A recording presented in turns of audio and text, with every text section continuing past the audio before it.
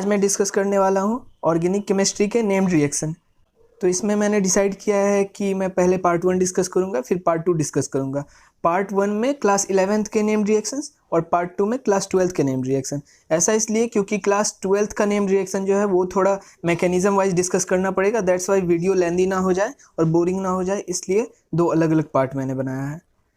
Now see the very first reaction, Urja reaction. इस reaction में हम अल्काइल हैलाइड को सोडियम के साथ ट्रीट करते हैं in presence of dry ether, तो हमारा अल्केन बनता है and this alkane is known as symmetrical alkane.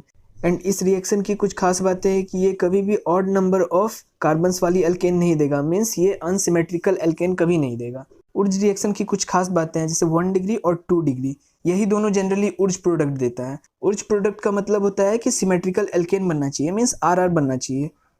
But अगर हम 3 डिग्री RX देखते हैं तो it will never be a Urja product, because यहाँ पर डिस्प्रोपोर्शनेशन प्रोडक्ट बनता है, एक एल्कीन बन जाता है और दूसरा अनसिमेट्रिकल एल्केन बन जाता है, तो ये उर्ज प्रोडक्ट कभी भी नहीं कहलाएगा।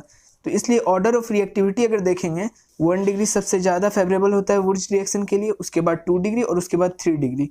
यहाँ पर मैकेनिज्म होता है इसका, बट मैकेनिज्म हमारे लिए उतना इंपॉर्टेंट नहीं है। बस हमें ध्यान रखना है कि 3 degree will never give the Urja product. वहाँ पर वुर्ज प्रोडक्ट बनता है बट वो बहुत माइनर होता है। ये वुर्ज रिएक्शन का ही थोड़ा सा एक्सटेंशन है। इसमें हम different type of alkyl halide लेते हैं, तो different type of alkyl halide लेने से बहुत सारा पॉसिबिलिटी होता है। जैसे एक बार ये RR बन जाएगा, एक बार R' बन जाएगा और एक बार ये दोनों का क्रॉस हो जाएगा R और R'।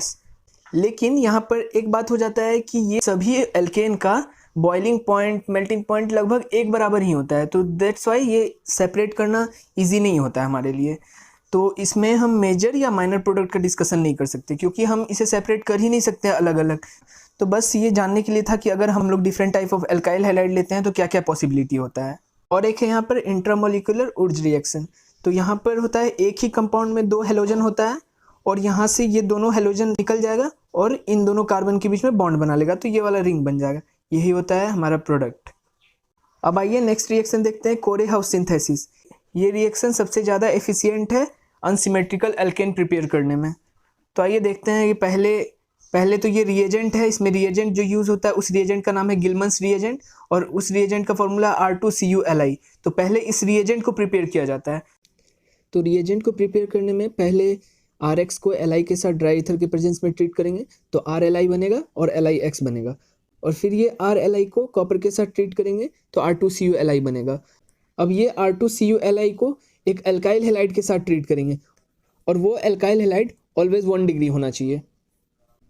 1 डिग्री इसलिए क्योंकि ये SN2 रिएक्शन फेवरेबल होता है। अब इसका थोड़ा सा मैकेनिज्म देख लेते हैं।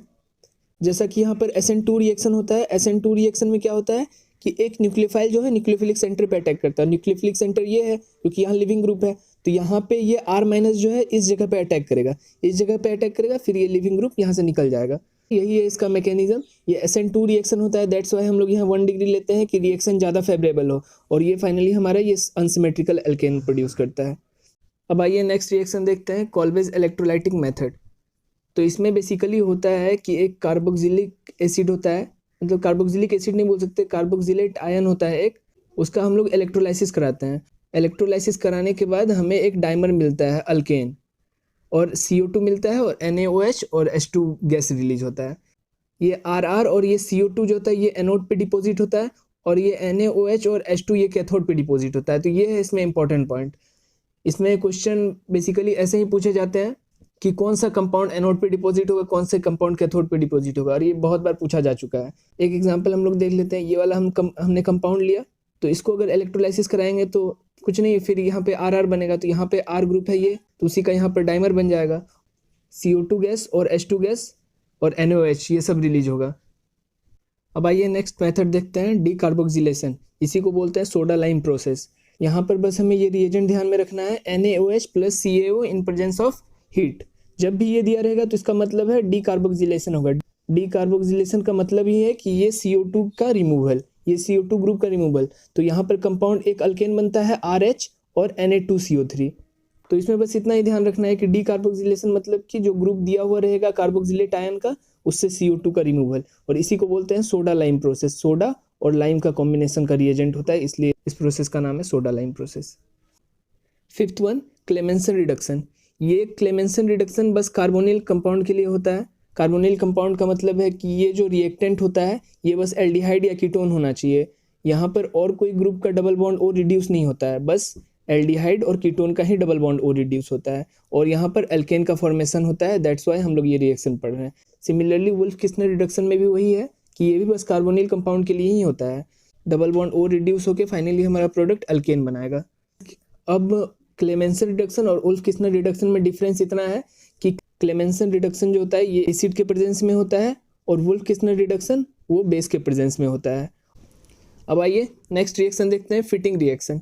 फिटिंग रिएक्शन में होता है जैसे हम लोग वुर्ज रिएक्शन में देख रहे थे कि वहाँ पर अल्केन का डाइमराइजेशन हो जा रहा था, मतलब आर आर बन जा रहा था, तो यहाँ पर सिमिलरली बेंजीन का डाइमराइजेशन हो जाता है। ठीक है, डाइमराइजेशन मतलब डाइमर बन जाता है प्रोडक्ट में।